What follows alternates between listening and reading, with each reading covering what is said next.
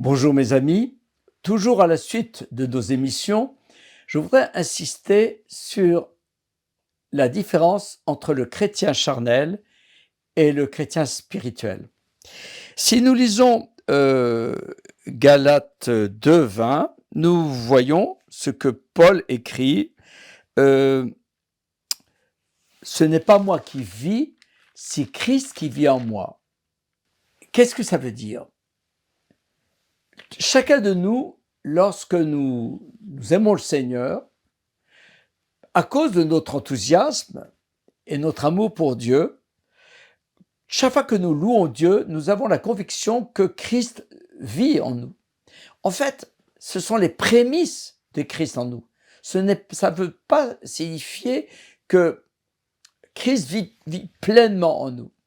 Si Christ vivait pleinement en nous, on fuirait le péché et on serait dans la joie du Christ.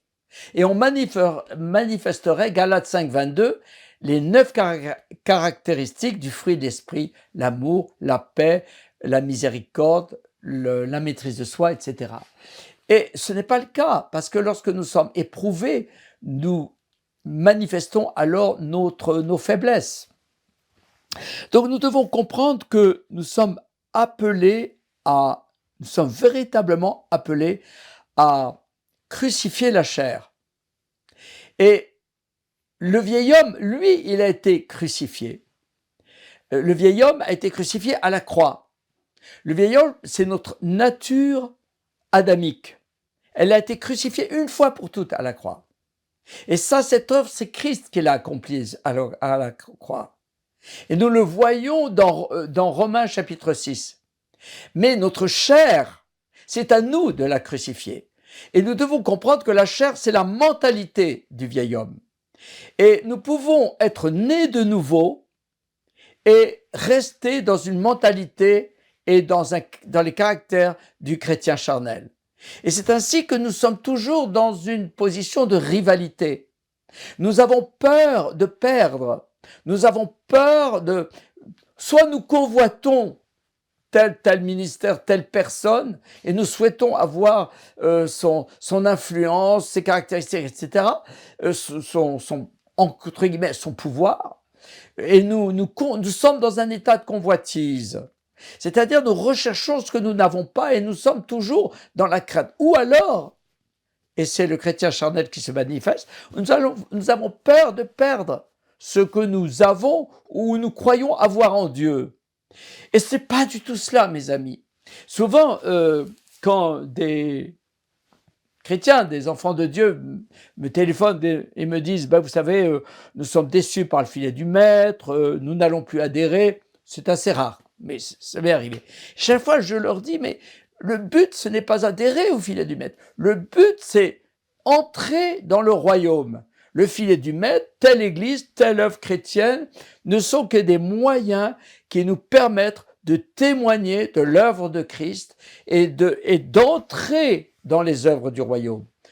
Paul n'a-t-il pas écrit... Non, pardon, c'est Matthieu qui écrit, Matthieu 6:33, « Cherchez premièrement le royaume de Dieu et sa justice. » Si vous cherchez le royaume de Dieu, vous cherchez celui qui règne, le roi de ce royaume. Et si vous cherchez le roi, vous cherchez la justice, les principes qui régissent le royaume et qui sont toujours liés à la nature même du roi qui règne. Or, il s'agit du roi des rois.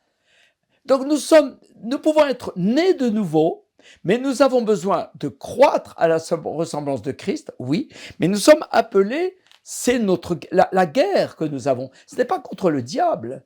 La première guerre que nous avons, c'est contre notre chair. Bien sûr que le diable manipule, et on peut dire les entités démoniaques manipulent notre chair, mais lorsque nous demeurons en Christ, lorsque nous sommes dans cette attitude, comme dit Paul, où nous devons mater la chair, d'où l'importance de la discipline de la prière, de la discipline du jeûne, nous sommes appelés véritablement à notre plus grand ennemi, c'est nous-mêmes, c'est notre moi, mes amis, parce que nous devons crucifier notre chair. Et nous devons comprendre que le rôle du Saint-Esprit. Et c'est pour ça que nous avons tellement besoin de l'onction. C'est pour ça que nous avons tellement besoin de parler en langue.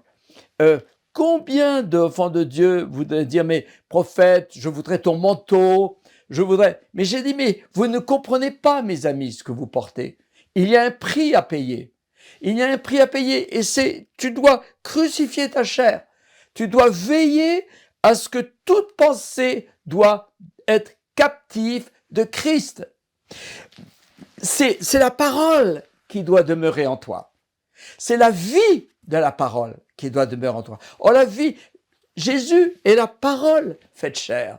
Et nous sommes appelés à véritablement grandir et laisser l'œuvre du Saint-Esprit en nous. Amen.